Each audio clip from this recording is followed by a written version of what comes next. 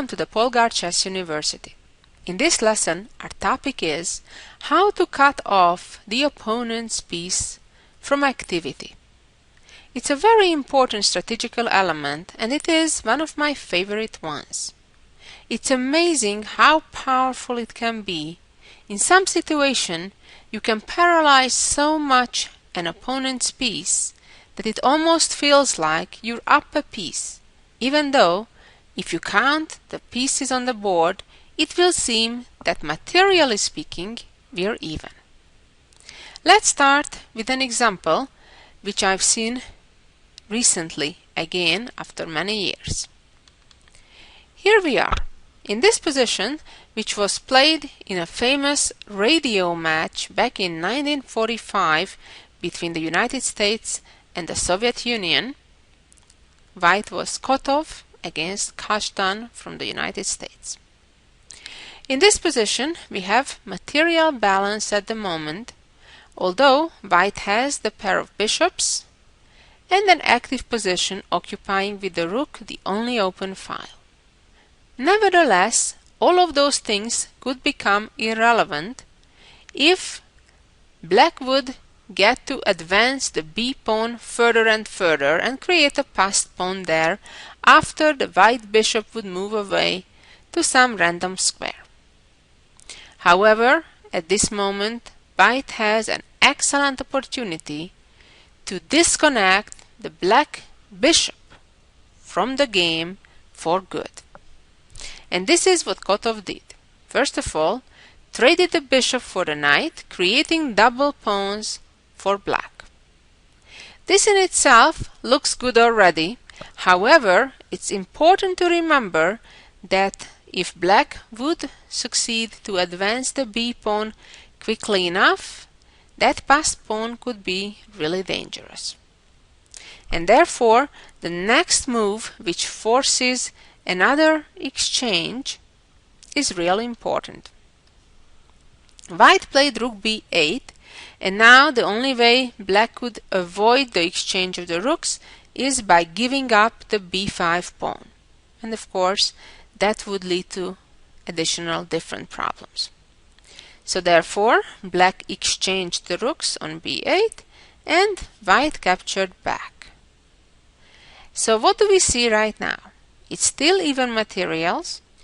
However, because the black bishop is positioned on g7, it unfortunately has totally no hopes to come back to the game, because the e7 pawn blocks the f8 a3 diagonal, white's pawn on d4 blocks the current long diagonal where's the bishop at, and basically it has no real hope to get out anywhere. The game continued with b4. Now the white king of course needs to hurry up, making sure it arrives in time to catch black's potential passed pawn on the a file. For example, after b3 takes, if black would try to push through, the white king would need to hurry up, but it would arrive just in time. So that's not a worry for white, really. But it was quite important to move king d3 on the last move. Black played bishop h6, by the way, a quite tricky move, because now black is threatening to capture white's pawn on e3, which would try to pull away the white king's hand towards the queen side, whereas we've seen it already barely caught the passed pawn on the a file. So therefore, if white would be careless right now, black indeed could capture on e3 and then play b3 and promote the pawn. But white can easily resolve this problem by playing f4, which was white's response right now. The bishop, again, as we can see, completely helpless, was trying to rescue it with g5, but it's a bit too slow and also doesn't really achieve anything. White just played g4. Pawn took on g4, pawn took back, pawn took, and as you can see, white's bishop from b8 is beautifully protecting the pawn on f4, and the bishop doesn't have any potential diagonals where it could come to the game, unless it would go to g7 and f6 and h4, and even from there it doesn't really go anywhere. But the point is, in the meantime, the white king already would be grabbing all those pawns on the queen side, king c4 and so on, and it's quite clear that black's position is hopeless, and black resigned therefore. A very nice example of how to put an opponent's bishop to the cold. And now let's see one of the most famous classical examples on this subject, played with black by José Raúl Capablanca, the Cuban chess genius. Here we go. This was a position that the players reached after just 13 moves, and it was black's turn, black's 13th move. The big question is, what should black do? Should black maintain the pin by playing bishop h5, or should they retreat the other way, or should they rather trade on f3? Once you'll see this game, you'll know it for good, that this is an extremely powerful pattern when you make an exception of trading a bishop for a knight. For one hand, you're forcing your opponent to double up his or her pawns, so that's already compensation in itself. But in this case, the important part is that after that exchange on f3, as you'll see, white's bishop on g3 will be completely out of play and be in a completely hopeless situation. The big difference is that if, for example, black in this position would simply retreat the bishop, white would have the potential of moving his knight away to d2 or h2 and then simply move the pawn up, and when needed the bishop can come back to the game to f2.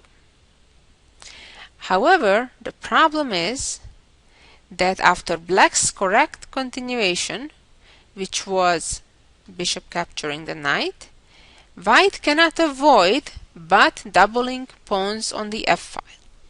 White traded queens in view that the g-file is about to open, figured maybe it's better to play without queens, although it doesn't help terribly much. After queen f3, of course, black will trade queens, white captures back.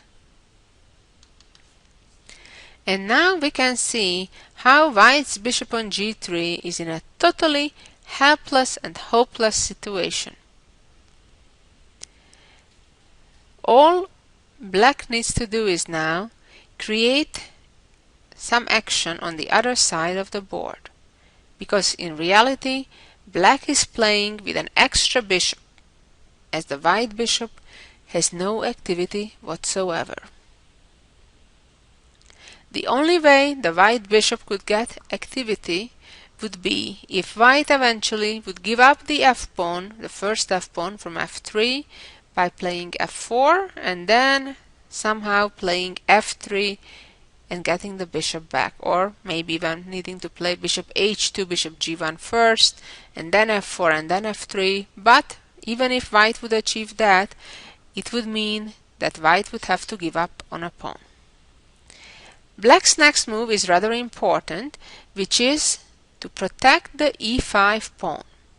You may wonder, but why is that important? The bishop was already serving that job. Well, that's very true, but if you can replace a bishop, a 3-point value piece, being busy guarding a little pawn, by doing the same exact thing by using a pawn instead, that's definitely a good thing to do, because then releases a higher value piece to other duties. Also, at the same time, this move opens up the diagonal for the black king to get activated to get to f7 and e6 later. White continued by playing king g2, kind of a waiting move, or maybe trying to play rook h1 sometime in the near future.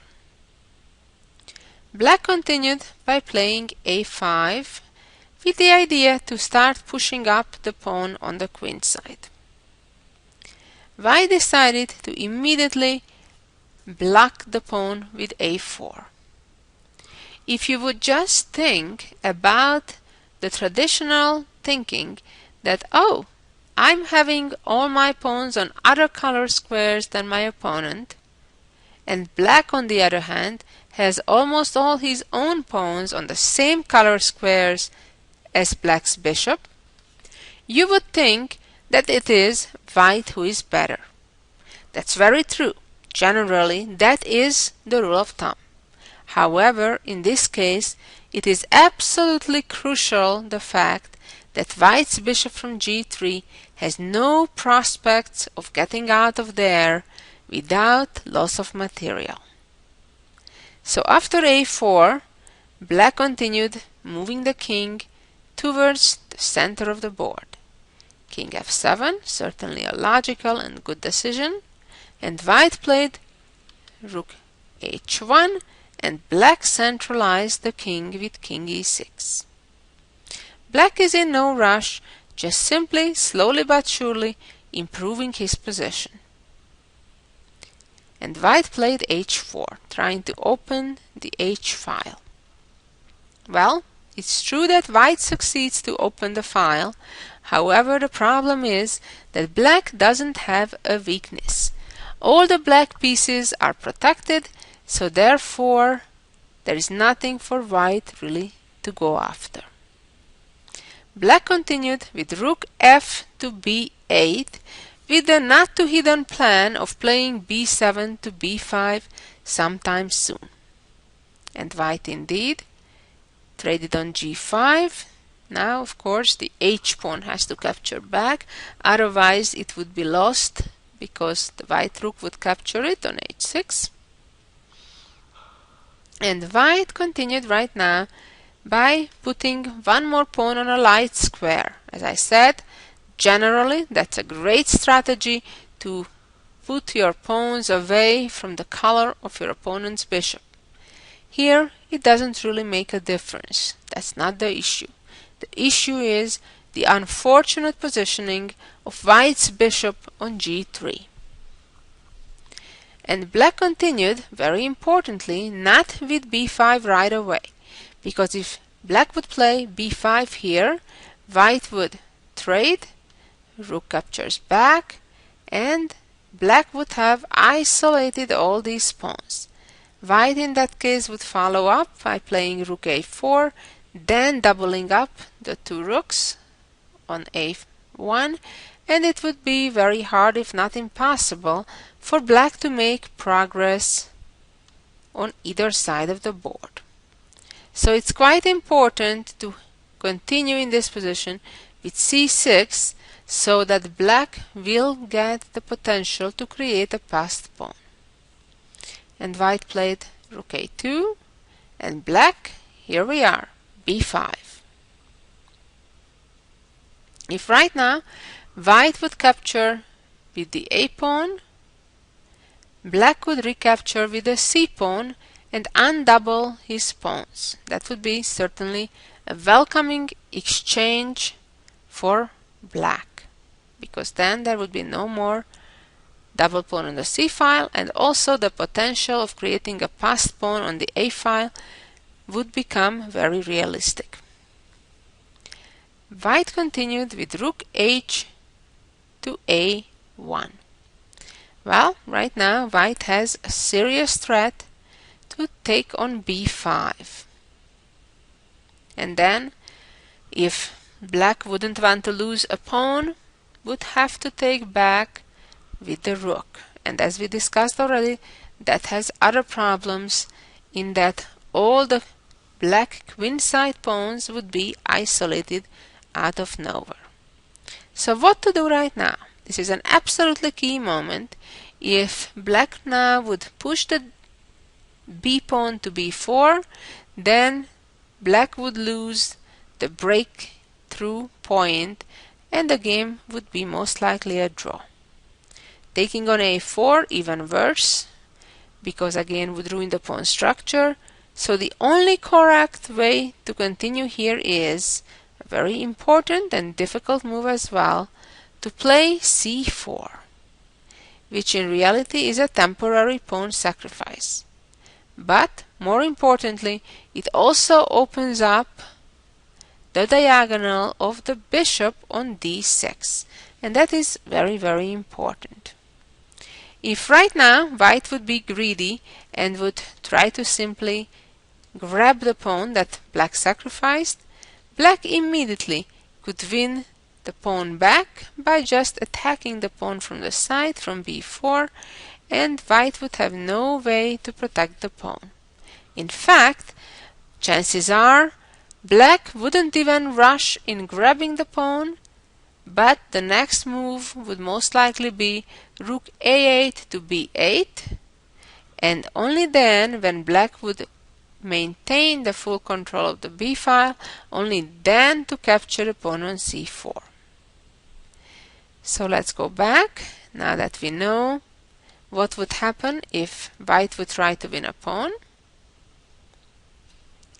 Okay, so we're back to the position after c4, which is a temporary pawn sacrifice, and it opened the diagonal of the bishop on d6. So after c4, white instead captured on b5, with the idea that now if rook takes, obviously white would simply win a pawn, and if pawn takes, then the a5 pawn would be hanging. Well, and here comes the surprise, the intermediate move. The c4 pawn captures on b3. Now this is really important, but if the rook captures on a5, black will simply trade rooks on a5 and then advance the b pawn to b2, and white's position would be completely hopeless, as the b pawn would be unstoppable. So right now, after c took on b3, white captured back on b3 and rook captured b5. Okay, so where do we stand? There is still material balance and the bishop on g3 is still stuck. So in reality, it's like if black would be playing with an extra bishop. Black also is threatening at the moment to capture the pawn on b3 and then the one on d3 and win a pawn. White continued with rook a4 when of course the pawn was taken, and white played d4, dreaming that black may trade and then white would succeed in trading the bishops on d6 and then the pawn on d4, but black can do better. There is no reason to rock the boat, as they say. When you're in a winning position, it is only typically the opponent who is looking for tactical opportunities to try to swindle the opponent. And now black played rook b5, protecting the pawn on a5, and came rook c4, attacking the pawn on c6. And now, as they say, the best defense is counter-attacking. It's one of those examples, even though if it may not be the case every single time. Black played rook b4, offering the exchange, and after rook c6, rook d4, white's position became hopeless because black's passed pawn on the a file becomes really strong. And of course, and the main point is that the white's bishop on g3 is still completely stuck. And now let's see the jewel of the week. Here we go. In this position, it is white's turn. And the question is, can white save this game? As typical, I suggest you take some time, maybe 10-15 minutes, and try to figure out the correct solution, and then come back and compare it to what the correct solution is. Well, let's examine the position, what's going on right now. Well, black is a rook up, which is a rather significant advantage. White only has one pawn as compensation. Moreover, black is about to capture both or either of those pawns. So what to do? What options may white have? Well, advancing the e-pawn to e7 doesn't quite work because black will capture the pawn on d6.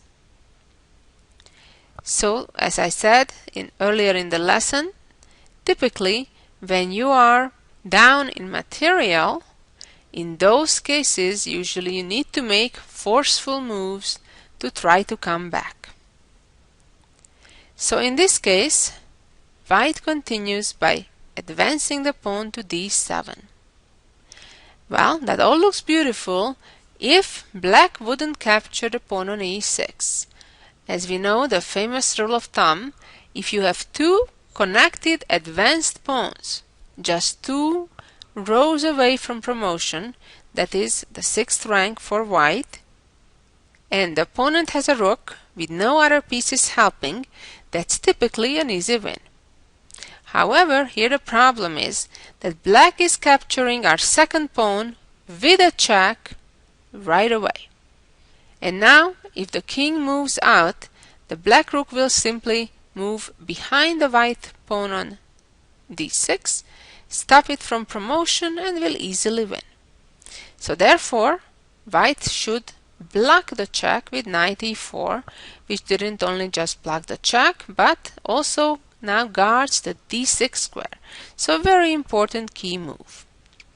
And black plays rook takes, king takes, so that now the knight can check, jump back, and after king d5, now if knight f7, it's true, catches the promotion square, but allows king c6, after which white would simply grab the pawn on c7, and the game could be a draw.